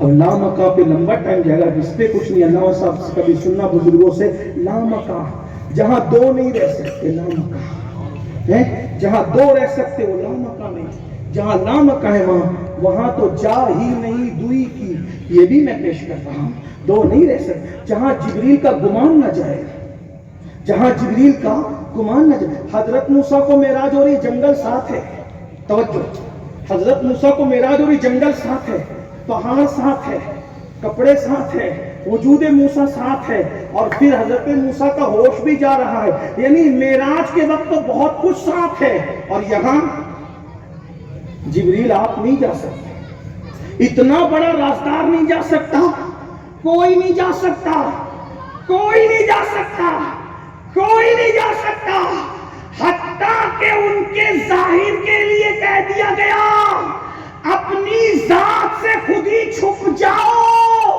پھر ہماری طرف آؤ۔ اس جملے کو صوفیہ سمجھیں گے اور وہ پھر محسوس کریں گے، کاش کہ صوفیوں تک پہنچے، اپنی ذات سے خود چھپ جاؤ پھر ہماری طرف آؤ تاکہ ملاقات ہو۔ پھر وہ وقت کاظم 14ویں صدی کا صوفی کہتا ہے بندہ ملنے کو قریب ہے، حضرت قادر گیا لمحہ باطن میں گمنے، جلوے ظاہر گیا، وہی ہے اول، وہی ہے آخر، وہی ہے ظاہر، وہی ہے باطن، اسی کے جلوے، اسی کے جلوے، اسی کے جلوے، اسی سے ملنے، اسی سے اس کی طرف گئے۔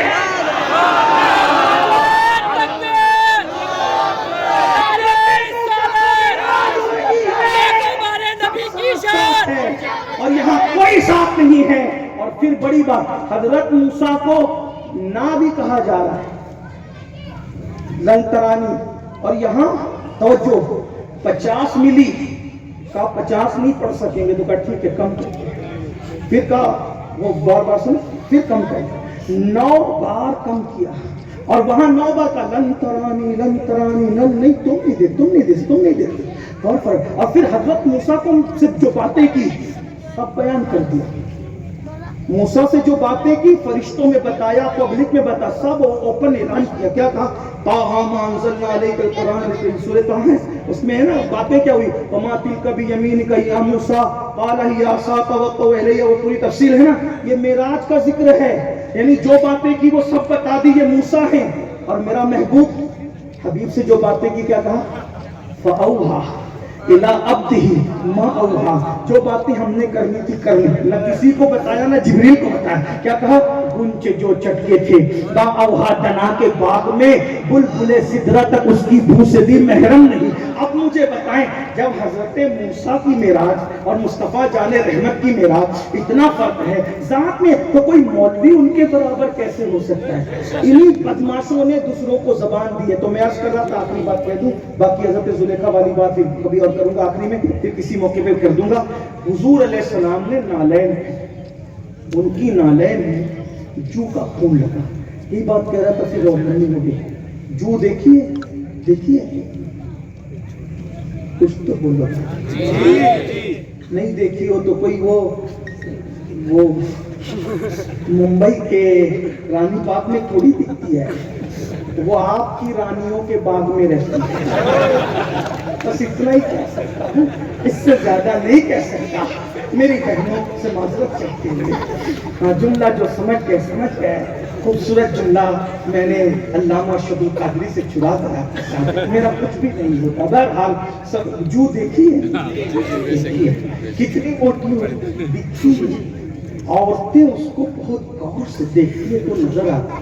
اب اس میں خون کتنا، اکثر جوؤں میں خون نہیں ہوتا، جو جوئیں بہت پرانی ہو جاتی ہے بالکل کالی سی، اس میں خون ہوتا ہے، اور اس کو مار کے دیکھیے تو دکھتا بھی نہیں ہے وہ نشان۔ اب غور کرنا، حضور نے نالین پہنے، اس نالین میں جو کا خون لگا ہوا تھا۔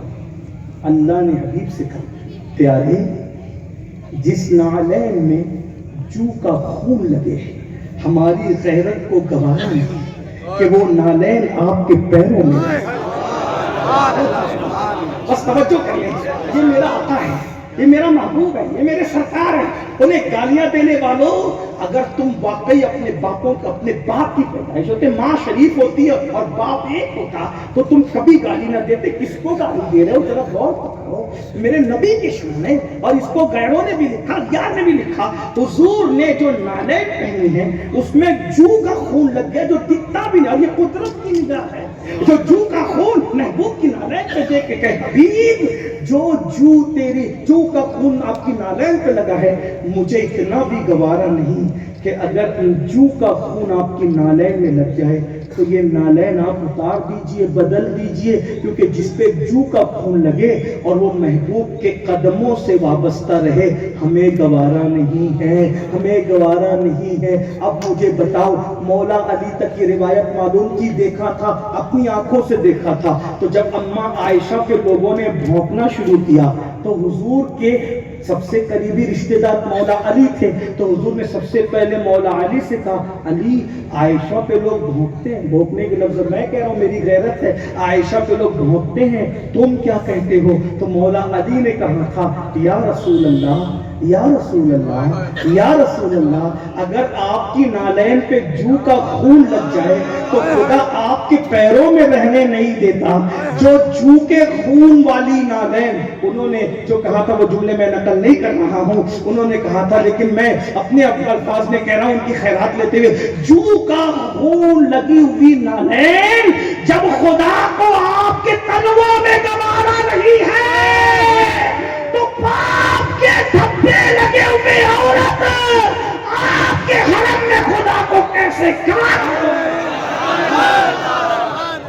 یہ شان ہے میرے نبی کی، اور ایسے نبی سے ہم کے دامن سے وابستہ، ان کے ڈنکے بجاؤ، ان کی عظمت۔ تو نبی کی کوئی بھی بیوی جو ہے نا کبھی بے غیرت نہیں ہوتی۔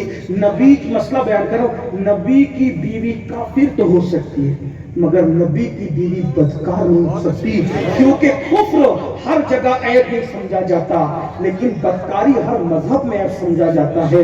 تو زلیخا نے الزام لگایا حضرت یوسف علیہ السلام، دو جملے میں پتہ ہے حضرت یوسف تو چلے گئے جیل، لیکن زلیخا کو اس الزام لگانے کی سزا کیا ملی؟ شوہر انتقال ہو گیا تو محل میں رہنے والی جھوپڑے میں آ گئی۔ چراغ جلانے کے لیے تیل نہیں تھا، چراغ جلانے کے لیے تیل نہیں تھا، کھانے کے لیے روٹی نہیں تھی، اور کچھ صوفیہ نے تو اور بھی کچھ لکھا، میں نہیں کہوں گا کیونکہ وہ حضرت یوسف علیہ السلام کی ہونے والی بیوی بیان کرتا، تو وہ روٹی کے ٹکڑے بھی لوگوں سے طلب کر کے کھاتی تھی۔ پتا چلا حضرت یوسف پر محبت ہی میں صحیح الزام لگایا، محل چھوٹا، جوانی گئی، بڑھاپا آیا، حتیٰ کہ بینائی تک چلی گئی، اور حضرت زلیخا کے گھر میں چراغ جلانے کے لیے تیل نہیں تھا۔ پتا چلا اگر کسی کی آبرو سے، وہ تو محبت میں الزام لگا گئی اپنی آبرو بچانے کے لیے، اگر تم کسی کی آبرو سے کھیلو گے محل بھی جائے گا، دولت بھی جائے، قدرت سے ڈرو، اللہ سے ڈرو۔ لیکن ایک بات بتاؤں، جب حضرت زلیخا تائب ہوئی، توبہ کیا، تو اللہ نے آنکھیں بھی دی، جوانی بھی دی، اور پھر حضرت زلیخا کو واپس محل بھی عطا کیا۔ پتہ چلا کسی کا دل دکھایا، کسی کا حق مارا، کسی کی آبرو پہ حملہ کیا، کسی کو ذلیل سمجھا۔ اگر آپ اللہ کا خوف نہیں رکھتے یہ سب کیا، آج اللہ سے ڈر جاؤ، ایک دوسرے سے معافی مانگو، دشمنیاں ختم کر دو، حسد ختم کر دو، بغض ختم کر دو، چغلیاں ختم کر دو، ایک دوسرے سے نفرت کر دو، دل اپنا ایسا بنا لو محبت سب کے لیے، نفرت کسی کے لیے نہیں۔ ایک بات کہوں جاتے جاتے، شاید یہ میری تقریر کا بہت اہم نقطہ ہو جو دل پہ لکھنا۔ ایک دن کسی نے رابعہ بصری سے کہا تھا، رابعہ اللہ کی اتنی عبادت کرتی ہے، آخر شیطان تجھے بہت ستاتا ہوگا، تو تو کرتی کیا ہے؟ تو رابعہ نے کہا تھا، یار سے محبت کرنے میں مجھے فرصت نہیں ہے، دشمن کے لیے ٹائم کدھر سے لاؤں؟ بس حضور کے عشق میں اتنا مصروف ہو جاؤ، حضور کی تعریف میں اتنا مصروف ہو جاؤ، حضور کی توصیف میں اتنا مصروف ہو جاؤ، حضور کے درود پڑھنے میں اتنا مصروف ہو جاؤ کہ کسی کے لیے دشمنی کے لیے اپنے پاس ذاتی طور پہ جگہ ہی نہ رکھ۔ یا کون اتنا قیمتی ہے جس کو ہم اپنے دل میں رکھیں گے؟ سب کچھ تو انہی کا ہے، پر دل کی اگر پوچھو یہ ٹوٹے ہوئے دل ہی خاص ان کی کمائی ہے۔ اللہ مجھے آپ سب کو اللہ سے سچا خوف عطا کر، اللہ کا سچا خوف عطا کرے، سچا عشق رسول عطا کرے، محبت رسول عطا کرے۔ دوران گفتگو بہت کچھ غلطی ہو گئی ہو، خامی ہو گئی ہو، اللہ تعالیٰ معاف کر دے۔ استغفر اللہ وما علینا الا البلاغ۔ السلام علیکم۔